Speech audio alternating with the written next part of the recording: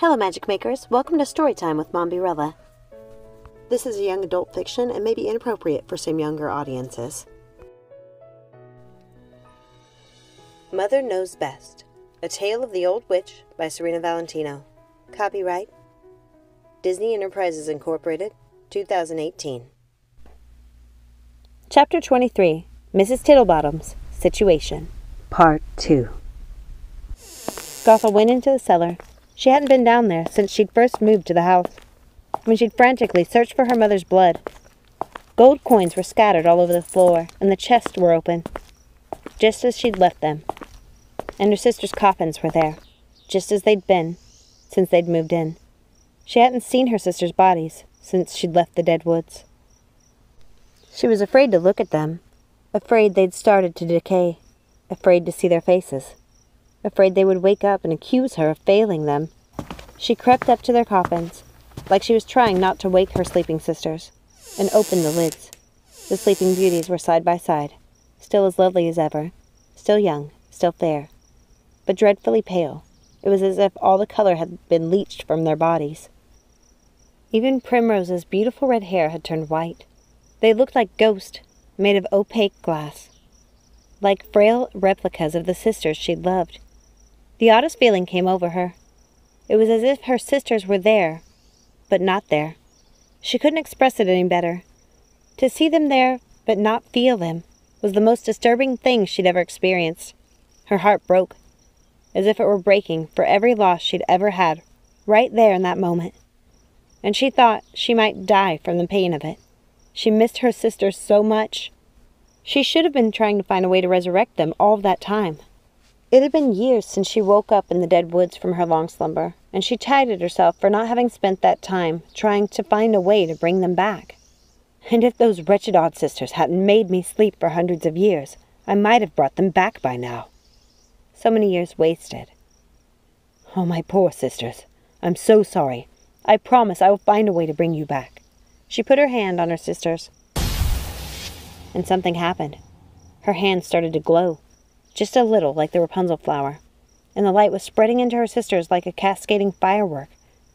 The light started to glow within them, causing them to glow just a little, making them look more alive, the color returning to their faces. Hazel! Primrose! Are you there? They didn't answer. They were quiet and still. They were dead. But the power of the flower was doing something. Gothel looked down at her hands and saw that they were old and withered again, like bone covered in skin. Her sisters had taken all the Rapunzel's healing power from her. She ran to the chest to see if one of her mother's mirrors had been packed away, and found one she didn't recognize among some of her mother's other things. She gasped. Her hair was entirely silver.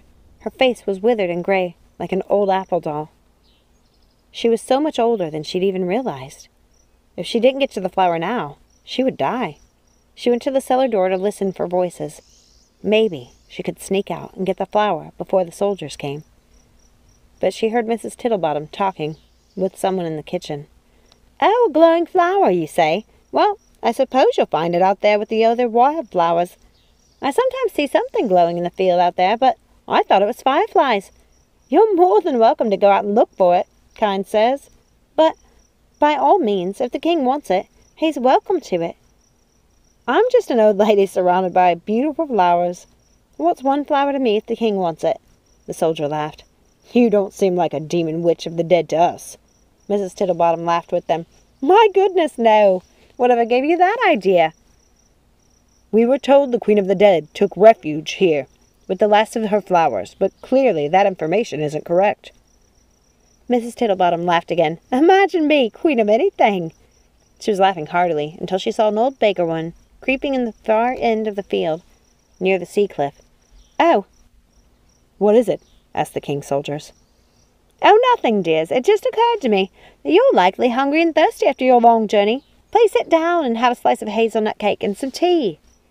Oh, we can't, ma'am. But thank you, said a lanky soldier. He seemed to be all arms and legs, like a giant friendly scarecrow, with straw yellow hair. Oh, I insist, good sir, the flower will still be there when you're done. I can't send you back to the castle with empty stomachs. What will the king think of poor old Mrs. Tittlebottom if she sends his soldiers back with rumbling stomachs? Mrs. Tittlebottom took out the cake tin and opened it.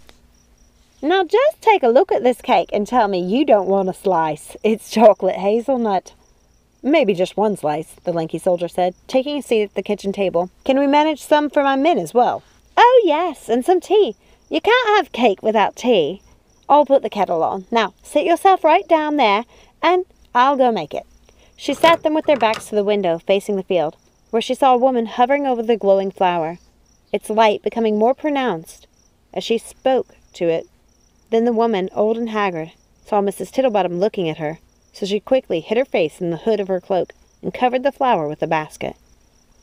"Now who is that?" muttered Mrs. Tittlebottom, doubting it was Gothel, as she had feared. "Who is what, madam?" asked the guard, turning around to see what she was looking at. "Do you know who that is, madam?" Mrs. Tittlebottom shook her head as the soldier ran out of the kitchen door to the field. "It might be someone trying to take the flower," she yelled, hoping that if it was Gothel, she would hear her and hide herself away before the soldier reached her. Within moments, Mrs. Tittlebottom could see the light of the flower coming nearer and nearer as the soldier made their way back to the house. "Ah, so this is what all the fuss is about?" asked Mrs. Tittlebottom. "I never even knew I had it in my garden." The soldiers seemed to be eyeing her differently than they had before. "Now that you have your flower, would you still like that piece of cake?" she asked, pretending she hadn't noticed the change in their demeanor. "Who was that in the field?" asked one of the soldiers. He was a hairy beast of a man, a bit like a great bear with one long eyebrow.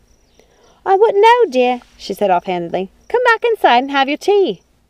"And you wouldn't be trying to distract us with cake and tea so someone can take the flower right out from under us, would you? Trying to hoard it for yourself?" he asked, giving her the eye. "My goodness, no. I don't even know what the flower does or why the king would want it. I didn't even know I had it." "Is that so?" asked the hairy soldier, but before she could answer, they were distracted by a terrible crash. "What was that?" asked the lanky soldier, looking towards the cellar. Mrs. Tittlebottom started to panic. "Oh, just rats. I have a cellar locked up until I can get the rat catcher here. They're terrible, those rats. I'm afraid to go down there." The soldiers were still giving her the eye. "Perhaps we'd better go down there and check," the lanky soldier said. Mrs. Tittlebottom changed the subject. "So this is the flower, is it? The source of all the fuss? So tell me, what does it do?" The soldier clutched it a little tighter as Mrs. Tittlebottom went near him. "It heals ailments, including old age," he said, looking at Mrs. Tittlebottom's heavily lined face. "I wish I'd known I'd had it then. I might have used it for myself," she said, laughing, and the soldiers softened to her once again. "I don't know anything about magical flowers, but I do know a thing or two about regular ones, and I know they can die unless they're potted properly. Let me get you something to transport the flower. I won't be but a minute. You don't want it dying before you get it to the queen." "Thank you, ma'am," said the soldier, clearly feeling foolish for suspecting such a sweet, elderly woman. She returned with a flower pot filled with soil. "Now let me take care of that," she said, as she snatched the flower out of the soldier's hands and proceeded to tuck the flower's roots gently into the soft soil. "This'll do fine," she said, hoping they'd forgotten about the noise they'd heard in the cellar. "Now, who wants a piece of Mrs. Tittlebottom's famous chocolate hazelnut cake?" Thank you so much for listening. Please remember, like, subscribe, ring that notification bell, share with a friend, comment down below. And remember, let it go and keep moving forward. Have a magical day. Bye.